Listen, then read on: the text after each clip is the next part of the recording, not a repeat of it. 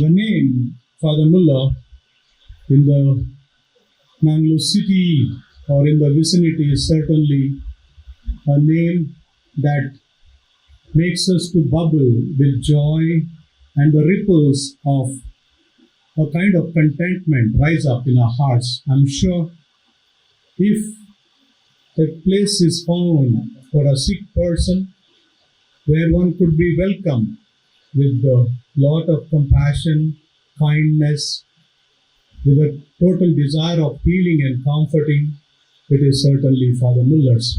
From 1880 till today, it has rendered its human service, and today is a feather on our cap as we begin the decennial year of this particular unit here at Thumbay in the suburbs or in the village setup.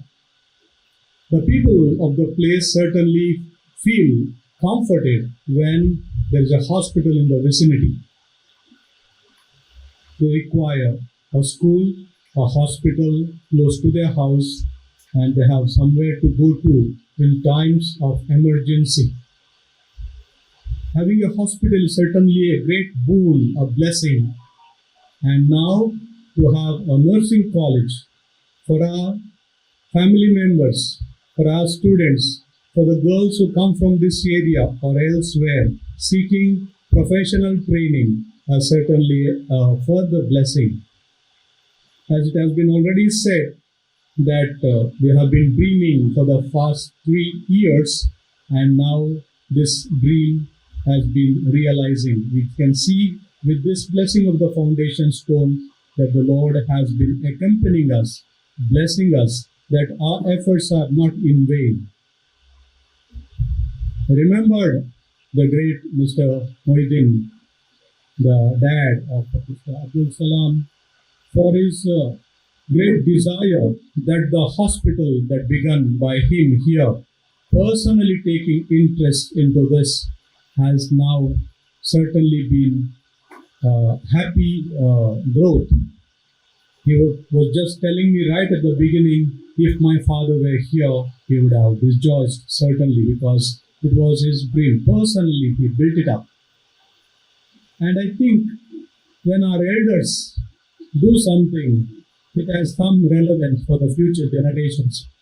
I often think of the African quote or the traditional saying that the elderly person seated can see far beyond a young man on his feet.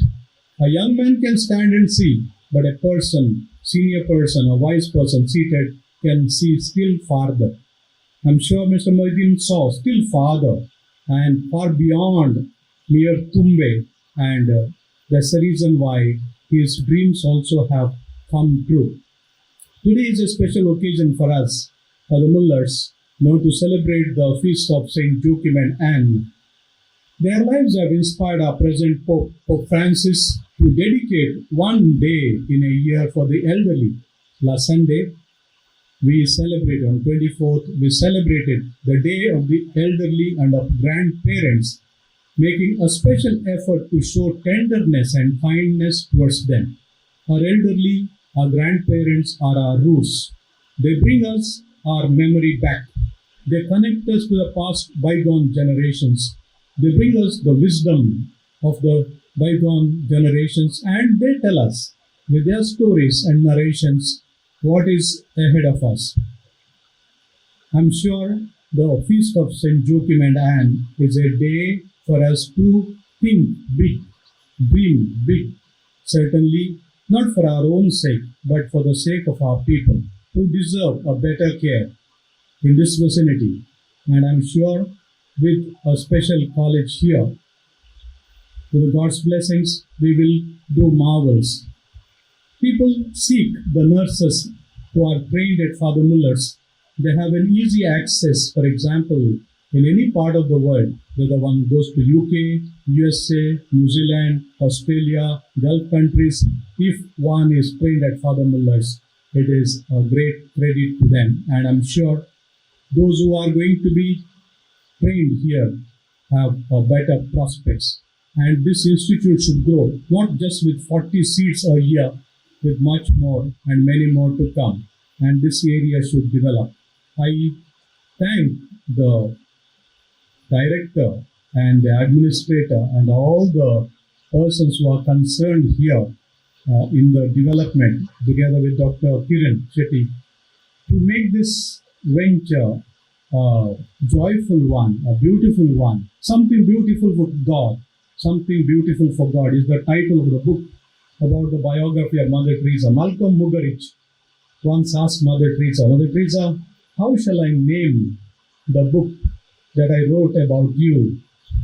He was a media magnate, and she said, something beautiful for God. We are people, someone beautiful for God, and we should make the lives of others beautiful. How do we make it? By making life grow. As the blood is meant for circulation, blood has to circulate. Life must grow, otherwise, both the realities, if they stop growing or circulating, life ends. Similarly, an institution which has its lifeblood, the people working there, they must grow. Not only the institution, but the people, the doctors, the nurses, the auxiliary staff, everyone, the faculty, everybody must grow here and must feel happy when they go home in the evening. Physically, they may be tired, but within, morally, spiritually, emotionally, they should feel the comfort of having left a particular mark in the history that because of me, something good has happened. And I think that particular mark we have signified in a significant way by blessing this stone. May God bless our work. And I wish all the best for the contractor, for the engineer, for the architect, all the laborers, and everyone who is involved here may find joy, contentment, and real happiness. God bless you all. Thank you once again. From the state government, from the university, and also we have done the admissions as the first batch is going to come. As for the university curriculum, we are supposed to start on 1st of August, but we will be starting first batch of BSc nursing students. 32 admission have been done and 8 seats are reserved for the government quota. They will be joining as soon, and the course will be inaugurated on 3rd August at 11:30, and we are eagerly waiting to welcome the new students, 32 students, and out of them 4 are religious sisters who will be joining for this course, BSc Nursing. With this note, I once again welcome you all. Have a wonderful evening. Thank you.